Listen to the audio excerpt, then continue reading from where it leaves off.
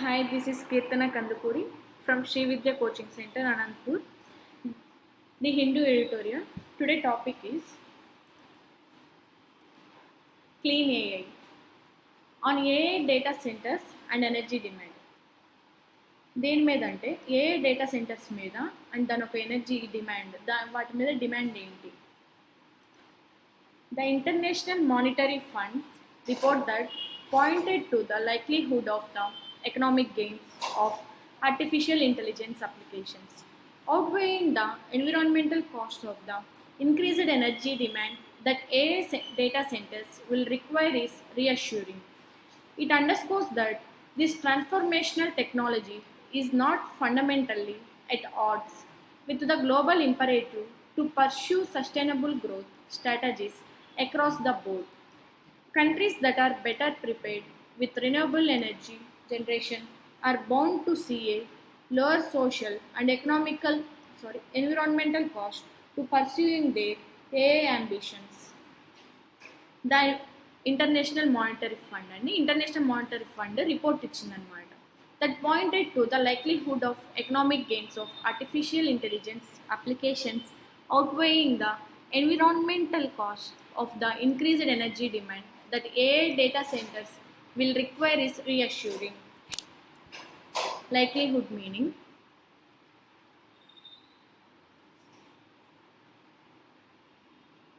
chance, probability.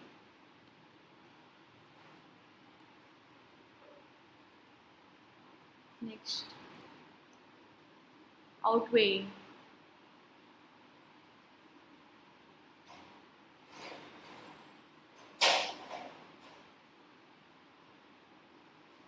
exceed,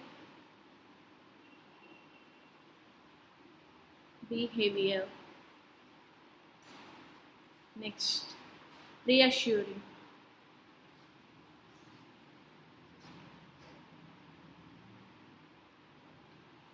restoring confidence. దేన్నైనా మనం push up ఇస్తూ కాన్ఫిడెన్స్ క్రియేట్ చేయటమే restoring confidence. Reassuring,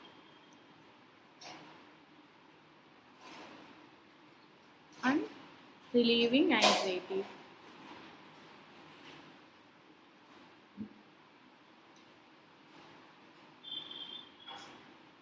so international monetary fund report ఏమి ఇచ్చిందంటే ఛాన్స్ ఉంది, ఎకనామిక్ అనేది మనకి గెయిన్ అయ్యే ఛాన్స్ ఉందన్నమాట.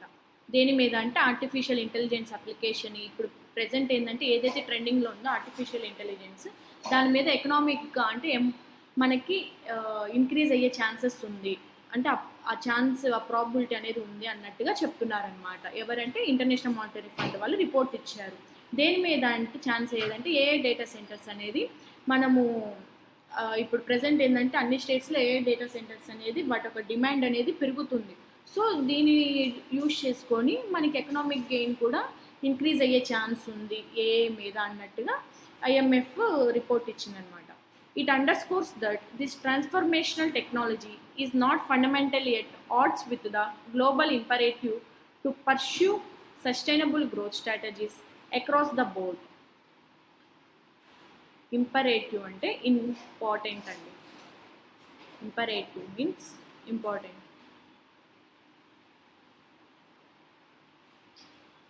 నెక్స్ట్, అండర్ స్కోర్ అంటే మెయిన్ అనమాట.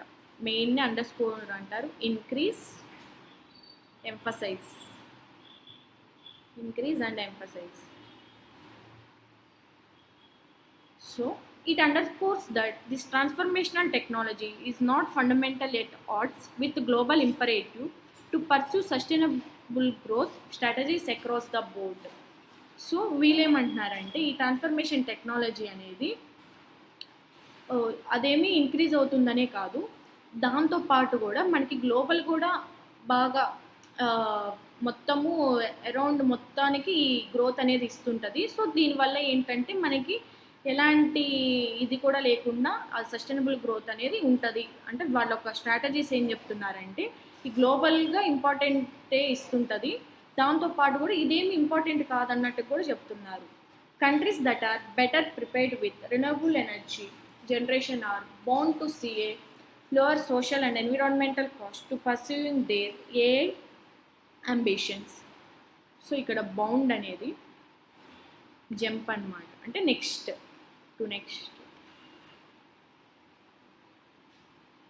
సో ఇక్కడ టోటల్గా ఏమంటున్నారంటే వీళ్ళు IMF వాళ్ళు ఏదైతే రిపోర్ట్ ఇచ్చారో ఆర్టిఫిషియల్ ఇంటెలిజెన్స్ మీద, సో దాని ఒక డిమాండ్ వల్ల మనకి ఎన్విరాన్మెంటల్ కాస్ట్ కూడా పెరుగుతుంది, దాంతోపాటు ఏంటంటే ఎకనామిక్ గెయిన్ కూడా వస్తుంది. కానీ ఇదేమి మెయిన్ అనేది కాదు. ఏదైతే గ్లోబల్గా ఇంపార్టెంటే కానీ ఇదేమి మెయిన్ కాదనమాట. వాళ్ళకు స్ట్రాటజీస్ అన్నీ చూపిస్తున్నా కూడా కొన్నిసార్లు మనకి ఎంత టెక్నాలజీ యూజ్ చేసుకున్నా కూడా మనకి నెట్ కార్బన్ జీరో అనేది ఒక టార్గెట్ పెట్టుకొని ఉన్నాము. సో దీనివల్ల డేటా సెంటర్స్కి మనకి ఎలక్ట్రిక్ అనేది చాలా నీడ్ అనమాట. సో దానికి అన్నీ కూడా చూసుకుంటూ ఉండాలి. సో ఏం చేయాలంటే దీనికి వీళ్ళు లాస్ట్లో ఏమన్నారంటే countries that are better prepared with ముందుగానే అన్ని కంట్రీస్ రెన్యూబుల్ ఎనర్జీని ముందుగానే వాళ్ళు అన్ని సెట్ చేసి పెట్టుకుంటే ఫర్దర్గా ఏంటంటే ఎన్విరాన్మెంటల్ కాస్ట్ అనేది తగ్గిద్ది. సో అలా మన డేటా సెంటర్స్ని ఇంక్రీజ్ చేసుకుంటా ఏ అంబిషన్స్ కూడా మనము పర్సూ చేసుకోవచ్చు. ఎందుకంటే మనకి అప్పుడు ఏదైతే రెన్యూబుల్ ఎనర్జీ, న్యూక్లియర్ ఇవన్నీ యూజ్ చేసుకొని చేస్తుంటే సో మనకి ఎలక్ట్రిసిటీ కూడా కాస్ట్ అనేది పెరగకుండానే, సో ఈ ఎన్విరాన్మెంట్ ఏదైతే సోలార్ యూజ్ చేసుకొని వీటన్ని ద్వారా మనం ఎలక్ట్రిసిటీని కన్జ్యూమ్ చేసుకుంటే సో దానివల్ల మనకి కంట్రీస్కి కూడా ఫర్దర్గా నెట్ కార్బన్ ఎమిషన్ కూడా తగ్గించవచ్చు అన్నట్టుగా వీళ్ళు చెప్పడం జరిగింది. India's AI infrastructure, at least the part of it that the government is indirectly funding through the India AI mission, does not rise to the level of weighing at a macro level on the nation's energy mix.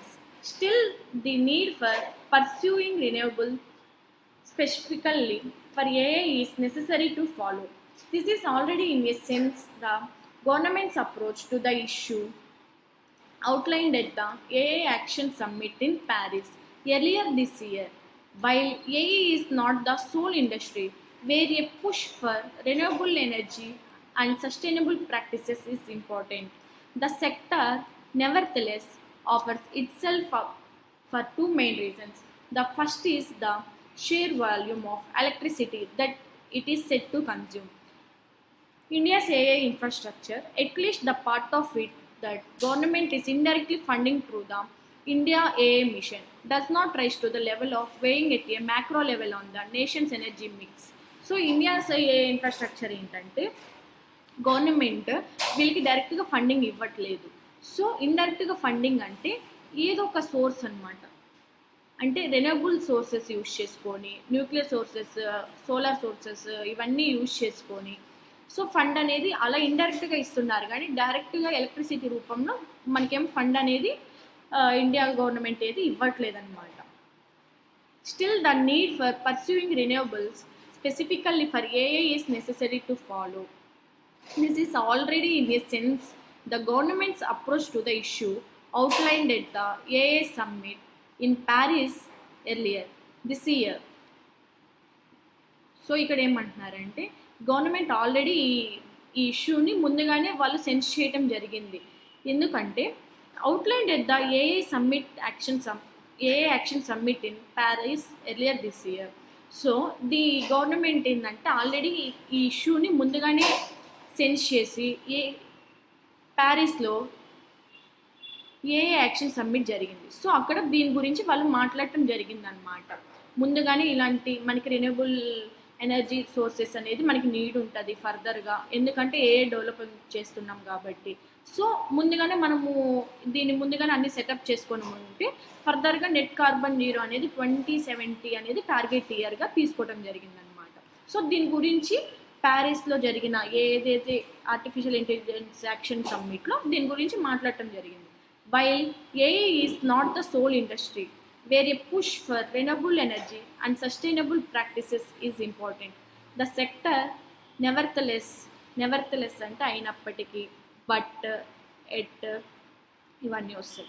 నెవర్తలెస్ అంటే అయినప్పటికీ, at, but, still, however.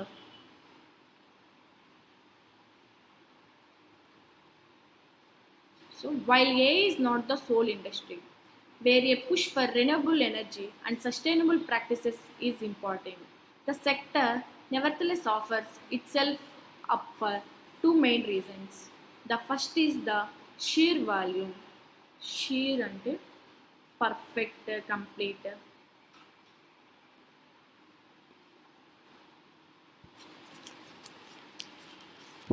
So ఈ AI summit వీళ్ళు మాట్లాడుకున్నప్పుడు ఈ renewable ఎనర్జీని మనం ముందుకి తీసుకురావడము important. AI కోసమే కాదు, మిగతా అన్ని ఇండస్ట్రీస్ కోసం కూడా చాలా నీడ్ ఉంది మనకి రెన్యూబుల్ ఎనర్జీ అనేది అని చెప్పి వీళ్ళు ఆ మీటింగ్లో మాట్లాడుకున్నారు. అందులో ఈ అంటే ఇప్పుడు ఏఐ అనేది మనకి సోల్ ఇండస్ట్రీ కాదు, ఇంకా చాలా ఇండస్ట్రీస్ డిఫరెంట్ ఉన్నాయి. వాళ్ళందరికీ కూడా రెన్యూబుల్ ఎనర్జీ అంతే ఇంపార్టెంట్ అనమాట. సో ఏఐ సెక్టర్ అని కాకుండా అయినప్పటికీ వీటికి టూ మెయిన్ రీజన్స్ వాళ్ళు చెప్పడం జరిగింది ఈ మీటింగ్లో. The first is the shear volume of electricity that is set to consume. So first point వచ్చేసి ఈ షీర్ వాల్యూమ్ అంటే ఈ కంప్లీట్ ఎలక్ట్రిసిటీ అనేది కన్జ్యూమ్ చేసుకోవడానికి చాలా మెయిన్ రీజన్ అనమాట. అంటే ఇప్పుడు దేనికైనా, ఏ ఇండస్ట్రీకైనా, ఏ ఫ్యాక్టరీస్కైనా, డేటా సెంటర్స్కైనా, వేటికైనా కూడా ఎలక్ట్రిసిటీ అనేది చాలా నీడ్. సో దాన్ని కన్జ్యూమ్ చేసుకోవటం మనకి important. The IMF's report indicates that in the United States, the single largest home for AI computing capacity globally. AI expansion alone that increase electricity prices by up to 9%, adding to price pressures consuming from many other sources. As such, renewable energy could play a major role in cushioning against a multifold rise in emissions that conventional energy sources would likely entail. The second, that data centers lend themselves uniquely to captive renewable infrastructure. Some India firms have already made moves to purchase renewable energy, and the hundreds of acres that data centers occupy are ripe for complementing equipment with solar cells. Nuclear energy may also turn to be a welcome contribution. Some modular reactors at emerging data center clusters, in conjunction with other renewable sources, would avert a sizable quantity of emissions. IMF report మళ్ళీ ఏం indicate చేస్తుందంటే United states of America, so వాళ్ళకి AI capacity అనేది వాళ్ళకి main అనమాట. గ్లోబల్లీగా AI అనేది వాళ్ళు మెయిన్గా దాన్ని చూపించుకోవడం జరిగిందనమాట. So the single largest home for AI computing capacity globally. So US అనేది వాళ్ళకి largest home for AI computing capacity గ్లోబల్లీగా యుఎస్ అనేది మెయిన్ అనమాట. AI expansion alone could increase electricity prices by up to 9%. So already మనకి electricity prices అనేది present increase అవుతూనే ఉంది. So ఇలా AI expansion, artificial intelligence data centers ఏవైతే మనం ఎక్స్పాండ్ చేసుకుంటూ పోయే కొద్దీ మనకి కరెంటు కూడా, ఎలక్ట్రిసిటీ ప్రైసెస్ కూడా 9%కి ఇంక్రీజ్ అయ్యే ఛాన్స్ ఉంది. Adding to price pressures coming from many other sources. So ఇలా యాడ్ చేసుకుంటూ పోతే మనకి ప్రైస్ ప్రెషర్ అనేది వచ్చే కొద్దీ ఇంకా మనకి ఆ ప్రెషర్ అనేది పెరుగుతుంటుంది, ఎలక్ట్రిసిటీ ప్రైసెస్ అనేది. As such, renewable energy could play a major role in cushioning against a multi-fold rise in the emissions that conventional energy sources would like entail. Entail ante need require మనకి అవసరం అండి. So ఇక్కడ ఏమంటున్నారంటే ఈ renewable energy అనేది present మెయిన్గా major role అనమాట. మెయిన్గా ఇప్పుడు దీని ఒక నీడ్ అనేది మనకి చూపిస్తుంది అనమాట. దేనికి ఎగెనెస్ట్గా అంటే కార్బన్కి ఎగెనెస్ట్గా ఈ రెన్యూబుల్ ఎనర్జీ అనేది మెయిన్గా చూపిస్తుంది. దాని ఒక కంఫర్ట్ అనేది మనకు చూపించడం జరిగింది. కుషనింగ్ ఎగెనెస్ట్, దాని సాఫ్ట్నెస్ అనేది, దానికి ఒక మెయిన్ ఏంటి, దాని ఒక నీడ్ ఏంటి మనకి అని చెప్పి ఆ energy sources renewable energy use చేసుకోవటం వల్ల మనకు వచ్చే లాభాలు ఏంటి. సో మనం దానికి ఏదైతే ఎలక్ట్రిసిటీకి ఎగెనెస్ట్గా పోతే మనకి ఫర్దర్గా కూడా ఎలక్ట్రిసిటీ ప్రైసెస్ కూడా మనకి తగ్గుతుంటుంది. The second is that data centers lend themselves uniquely to captive renewable infrastructure. సెకండ్ది ఏంటంటే డేటా సెంటర్స్కి రెన్యూబుల్ ఇన్ఫ్రాస్ట్రక్చర్ అనేది యూనిక్గా ఉండాలి. Some India firms have already made moves to purchase renewable energy. So మన ఇండియా ఫర్మ్స్ అంటే కొన్ని కంపెనీస్ అన్నమాట. So some India firms have already made moves to purchase. So కొన్ని ఇండియన్ కంపెనీస్ ఏంటంటే ముందుగానే రెన్యూబుల్ ఎనర్జీని పర్చేస్ చేయడం స్టార్ట్ అయిందనమాట. ఎలా అంటే సోలార్ ఎనర్జీ, విండ్ ఎనర్జీ ఇలా. సో వీటిని యూజ్ చేసుకొని ఫర్దర్గా వాళ్ళ యొక్క ఎలక్ట్రిసిటీ ప్రైజెస్ అనేది తగ్గించుకోవడానికి, కార్బన్ ఎమిషన్ అనేది తగ్గించడానికి కోసం ముందుగానే మన ఇండియన్ కొన్ని కంపెనీస్ రిన్యూవబుల్ ఎనర్జీని పర్చేస్ చేస్తున్నారు. And the hundreds of acres that data centers occupy are right for complementing equipment with solar cells. So కొన్ని డేటా సెంటర్స్ హండ్రెడ్స్ ఆఫ్ ఎకర్స్తో డేటా సెంటర్స్ ఏదైతే ప్లేస్ చేసుకుంటున్నారో అక్కడ కాంప్లిమెంటింగ్గా సోలార్ సెల్స్ అనేది వాళ్ళు ముందుగానే ఎక్విప్మెంట్ అనేది అక్కడ పెట్టుకోవడం జరుగుతుంది. Nuclear energy may also turn out to be A welcome contribution. Nuclear energy కూడా వాళ్ళు కూడా వెల్కమ్ న్యూక్లియర్ ఎనర్జీ కూడా యూజ్ చేసుకోవచ్చు. న్యూక్లియర్ ఎనర్జీ ఏంటంటే మనం పాస్ట్లో చూసుకుంటే బిఫోర్ చూసుకుంటే మన కోల్ ఇవన్నీ యూజ్ చేయటం జరుగుతుంది. కోల్ యూజ్ చేసుకొని ఎలక్ట్రిసిటీని ప్రొడ్యూస్ చేసేలాగా. సో ఇప్పుడు ఏంటంటే న్యూక్లియర్ ఎనర్జీ కూడా యూజ్ చేసుకొని, ఏదైతే కోల్ యూజ్ చేసుకొని దాని ద్వారా కూడా మనము ఎలక్ట్రిసిటీని తగ్గించుకోవచ్చు, ఎలక్ట్రిసిటీ ప్రైస్ని తగ్గించుకోవచ్చు అనమాట. Nuclear energy may also turn out to be A welcome contribution. Some modular reactors at emerging data centers clusters in conjunction with other renewable sources would avert అంటే prevent, avoid and stop కూడా అనొచ్చు. So carbon emissions release చేసే వాటిని avoid చేసి వాటి నుండి ముందుగానే renewable సోర్సెస్తో పాటు ఈ న్యూక్లియర్ ఎనర్జీని కూడా యూజ్ చేసుకొని మనం ఎలక్ట్రిసిటీని ప్రొడ్యూస్ చేసుకోవచ్చు. వాటి యొక్క ప్రైజెస్ని మనం తగ్గించవచ్చు. సో వాటి వల్ల ఏంటంటే మనకి డేటా సెంటర్స్కి కూడా ఫర్దర్గా వాళ్ళకి కొంచెం కార్బన్ ఎమిషన్స్ తగ్గించే ఛాన్స్ ఉందన్నమాట. Electricity use is not the only environmental footprint that the AIH will leave behind. The technology requires large-scale mining of minerals and water use and produces effluents in the manufacturing of the electronics supply chain. As electronics manufacturing is another space that India aspires to grow in, these opportunities must be pursued in this area too. India's net zero target 2070 will demand a scaling down of conventional sources of emissions and managing the rise of industries that are poised to expand their share of global energy consumption. So electricity use is not only the environmental footprint. So electricity use అనేది environmental అంటే ఏదైతే కార్బన్ని తగ్గించటం అనే కాకుండా that the AIH will leave behind. The technology requires large scale mining of minerals and water use. Effluent అంటే outflow. So ఎఫ్లూయెంట్కి మనకి different meanings ఉంటాయి. దీనికి మాత్రం అప్లికబుల్ వచ్చేసి ఓన్లీ అవుట్ఫ్లో మాత్రమే. నార్మల్గా వేస్ట్ మేనేజ్మెంట్ ఇవన్నీ కూడా వస్తాయి అన్నమాట. వేస్ట్ ప్రొడ్యూసర్స్ ఇట్లా వేస్ట్ మేనేజ్మెంట్స్ అవన్నీ కూడా వస్తాయి. సో ఇప్పుడైతే ఇది అవసరం లేదు, ఓన్లీ అవుట్ఫ్లో అనమాట. So the technology requires large scale mining of minerals, water use and produces effluent in the manufacturing of the electronic supply chain. So ఈ టెక్నాలజీని డెవలప్ చేసుకోవటానికి minerals and water use, some outflow ఏదైతే current outflow, solar energies ఇవన్నీ use చేసుకొని so current అనేది మనం produce చేయొచ్చు. దేనికి ఏఐకి ఫర్దర్గా ఫ్యూచర్ కోసం ఇలా ముందుగానే అన్ని సెటప్ చేసుకొని పెట్టుకోవటం. As electronics manufacturing is another space that India aspires అంటే ప్లాన్, హోప్ ఇవి వస్తాయండి. aspires, plan, hope, intend.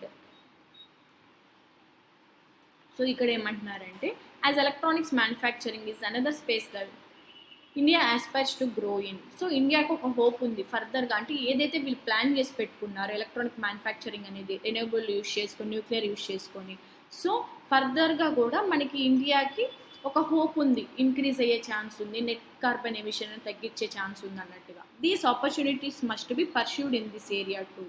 So ఈ ఆపర్చునిటీ అనేది ఈ ఏరియాకి యూజ్ అవుతుంది అన్నట్టుగా చెప్తున్నారు. ఇండియన్ నెట్ జీరో టార్గెట్ చెప్పాను కదా, India's net zero carbon net zero target వచ్చేసి 2070 will demand a scaling down of conventional sources of emissions and managing the rise of industries that are poised to poised to అంటే self possessed.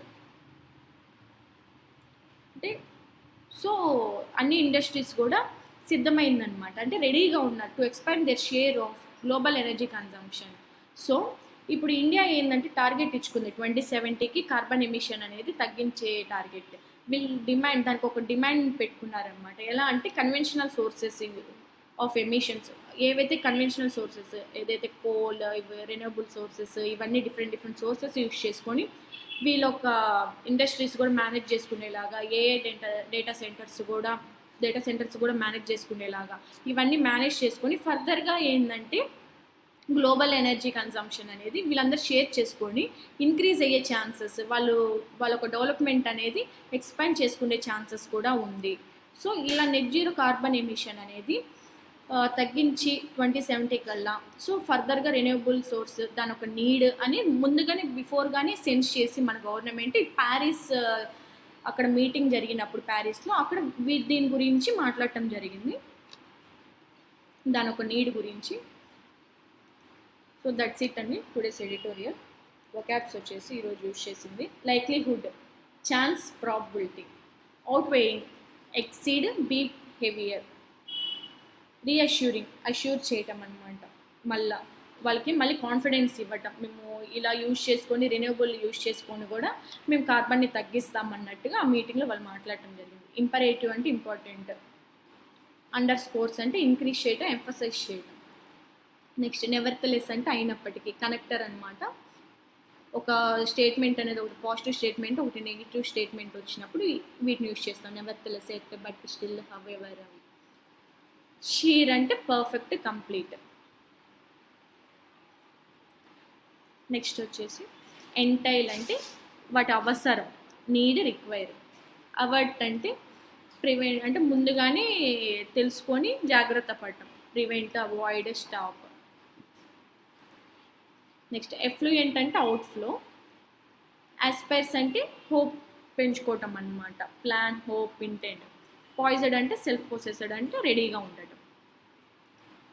Next today grammar concept. Prepositions are not required after such words as attack, accompany, discuss, emphasize, fear, join, request, resist, pervade, precise, violate, reach, shirk, resemble and recommend and etc. So ఈ words use చేసుకొని వీటితో పాటు ఎలాంటి preposition అనేది follow అవ్వకూడదు అని చెప్పారనమాట. So ఇప్పుడు మన అటాక్ అనగానే మనకి గుర్తొచ్చేది ఏంటంటే అటాక్ ఆన్ అంటే వాళ్ళ మీద అటాక్ జరిగింది, ఇట్లా యూజ్ చేయటం జరుగుతుంది. సో ఇక్కడ ఆన్ అనే ప్రిపోజిషన్ అనేది రాదు. సో కొన్ని వర్డ్స్ అనేది మనకి క్లోజ్ టెస్ట్ ఇచ్చినప్పుడు ఈజీగా అంటే గ్రామర్ ఫిల్లర్స్ కానీ బ్లాంక్స్ వీటికి ఇచ్చినప్పుడు మాత్రం ఇవి యూజ్ అవుతుంది. అటాక్, అకాంపనీ, డిస్కస్ అనేది. ఇప్పుడు డిస్కస్ ఆన్ అంటే డిస్కస్ అనగానే మనకు గుర్తొచ్చేది ఏంటంటే డిస్కస్ ఆన్ అంటారు, అంటే దాని మీద డిస్కస్ చేశారు, దాని గురించి డిస్కస్ చేశారు అంటే ఏదో ప్రిపోజిషన్ అనుకుంటాం, కానీ డిస్కస్ అంటేనే డిస్కస్ చేయటం అనమాట. సో దానికి నెక్స్ట్ ఏ ప్రిపోజిషన్ అనేది రాదు. ఎగ్జాంపుల్స్ వచ్చేసి they attacked the enemy, not on the enemy. So they attacked the enemy అంటే ఎనిమీ మీద అటాక్ జరిగింది, కానీ ఇక్కడ ఆన్ ద ఎనిమీ ఆయన మీద జరిగింది అంటే మనము దే అటాక్డ్ ద ఎనిమీ అంటే ఎనిమీని అటాక్ చేయడం జరిగింది అంటారు. సో వాళ్ళ మీద కాదు అంటే ఆన్ అనేది రాదు. నెక్స్ట్ వచ్చేసి she resembles her mother. Next I have order the book. So నేను ఆ బుక్ని ఆర్డర్ చేయడం జరిగింది. One should not fear death, from death అనేది రాదు. One should not fear death. You can request him, request to అనుకుంటామంటే వాళ్ళని రిక్వెస్ట్ చేస్తున్నాము అని, కానీ యూ కెన్ రిక్వెస్ట్ హిమ్ అని అనొచ్చు అనమాట. నాట్ టు అనేది యూజ్ చేయకూడదు. మనకి లెటర్స్లో కూడా ఐఎమ్ రిక్వెస్టింగ్ టు అని చెప్పి ఇలా రాస్తారు, సో రాయొద్దు. You can I only just I request him అంటే సరిపోతుంది. You can request him. That's it అండి. బ్యాంక్ ఫౌండేషన్ బ్యాచ్ వచ్చేసి May 1 నుండి స్టార్ట్ అవుతుంది. ఏమన్నా క్వైరీస్ ఉంటే ఈ నెంబర్కి కాల్ చేయండి, 9649643354 నెంబర్కి. Thank you.